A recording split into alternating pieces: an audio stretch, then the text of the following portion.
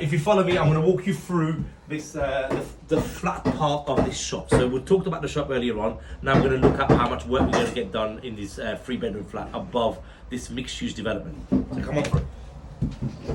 So the first thing we're doing is definitely part of the regulations of EICR now. You have to change these fuse boxes. So these are quite old fuse boxes. You have to then replace them to get your 5-year electrical installation certificate report that an electrician will give you.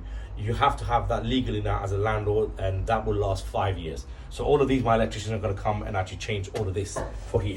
Then coming up the stairs, we are clearly going to renovate, paint where we need to do skimming, we'll skim. But the idea is not to overspend either. Not every project needs to look like a Buckingham Palace.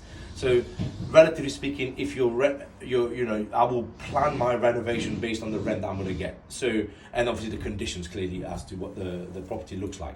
So here on this floor, we've got a small little toilet here that we are going to keep, quite frankly, because I only put it in for the tenant the other day.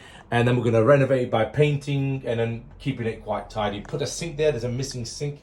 And you can see here on that wall, we're going to put a sink. So that's one room. The other room here, so in this room, what we're going to be doing is painting, decorating, new carpet, new flooring. This radiator clearly needs attention too because it's sitting, there's no bracket. If you look at the back, there is absolutely no bracket that's holding it. I'm not sure how people have actually done this and it's not leaked, but this is going, we're going to move it and center it always underneath the window. Reason why is because when you put, when you're trying to put furniture around, if you put your radiator underneath the window, it makes sense because you're never really going to block the window with a wardrobe or anything like that. So that's where we will center this radiator in. More importantly, we're going to move, this is where the old boiler used to be. So we've got the feeds here, that's all going to go. We're going to get rid of these and then reduce them to 15 mil, drop them into the floorboard and underneath the floorboard to connect into the mains there. So we're just reconfiguring a lot of the plumbing here, which quite frankly has been done very haphazardly over the years, quite cheap and dirty really. And then if you follow me through the kitchen, again with the idea that we don't overspend on redevelopment. There's nothing wrong with this kitchen. We've kind of just taken some stuff and readjusted. There was 2 missing doors here. We've taken it from the other place and replaced those doors. We probably are going to change the worktop because I think if you see here, the previous owners have kind of done some dodgy wiring and stuff. So we're going to get rid of this worktop, keep the hob because the hob is fine. We've just had it tested. Take all the worktop off from this side as well and replace them with new worktop. And the idea being that you can seal it.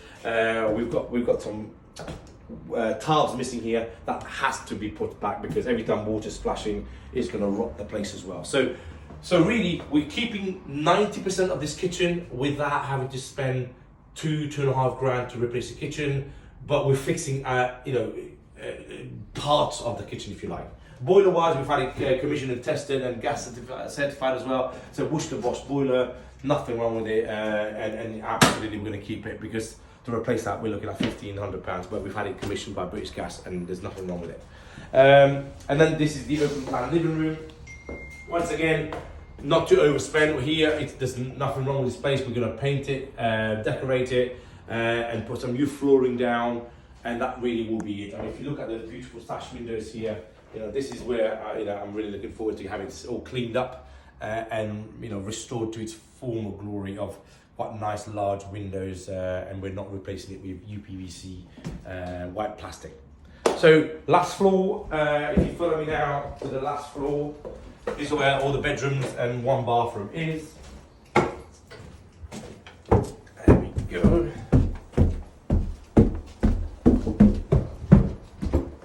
Let's start with the master bedroom first. So in this master bedroom, not much to do. We're having part of it skimmed, so there's been some kind of dodgy workmanship going on here, but we are going to have that skimmed, that wall skimmed. But the rest of it, we're going to take off. The other thing, we're taking all the polystyrene, what are they called? Polystyrene ceiling skirts. Yeah, cornices or something like that they call it. It's words going out of my head, but we're going to remove them because they're fire risks, so we've got to get rid of them and put new one. Coving, that's the word I'm looking for. Polystyrene coving, you're not allowed to have them. And in fact, if you swivel around and you just see, we've had to strip all of these ceilings off because they had polystyrene ceiling tiles. So we've had them all taken off, including the coving that was running in some of these rooms. So, but going back to this master bedroom, really all what we're doing now is to paint, decorate, remove the polystyrene, plaster some areas, and that's it. Then we move on to the other rooms. Coming to here, again, slight touch of renovation. We're going to skim the ceilings because we've taken the polystyrene wall ceilings off. This door used to open, if you come in here, this door used to, for some reason, they had it opening onto, so you'd be here and you'd be opening onto the hallway, which if somebody's walking, you'd smack them right in the face. So I've had this switched over, kept the door, again, not spending crazy amount of money. There's nothing wrong with this door. I've had a chippy move it and opening inside. For this door, this was missing on this cabinet. I'm really delighted that we managed to find this door that was in the cellar. So we've had it repurposed. It's the original doors, and we're going to leave that and have it kind of restored and painted nicely. The other thing that happens in this room, a couple of the rooms, these wall lights are not centered. So my electrician will come and center it into the center of the room, and then the plasterer will finish the job. So, and then the last room here is the bathroom. Just watch your steps. So the previous one I've been here for about 20 odd years. A lady who was quite apt with her DIY skills, or so she thought. So she did quite a few of the work. But we're having to kind of redo them now because they're not up to standard. One of which is we are missing some tiles. So this is the bathroom here. She's used some plastic perspex as a splashback. I'm assuming it worked for her for a while, but we're going to then, again, not to go crazy on the spend, but add new tiles up into that ceiling head height, all across these walls. We're going to keep the bath, keep the taps actually fine. What we're also thinking now is to add a toilet. I'm thinking I'm going to put a toilet here because when you are upstairs on this third floor, really right now you're going to have to go downstairs to the middle floor to go toilet. That's not ideal, for if it's a family moving in and stuff. So we're going to look at putting an extra toilet in that corner here, and then move the washing machine in the hallway, or maybe even to the kitchen stuff. So that's it. In terms of timelines, so we started stripping out yesterday, which was the 11th of May. I'm expecting to be out of here by the end of May. So we're giving ourselves 3 odd weeks to throw all of our team in different times. So the plasterer, the electrician's already been in to do some part of his work. The plasterer is next due in, the chippy's working at the moment, the painter decorator is working in the shop at the moment because we've already rented that as well.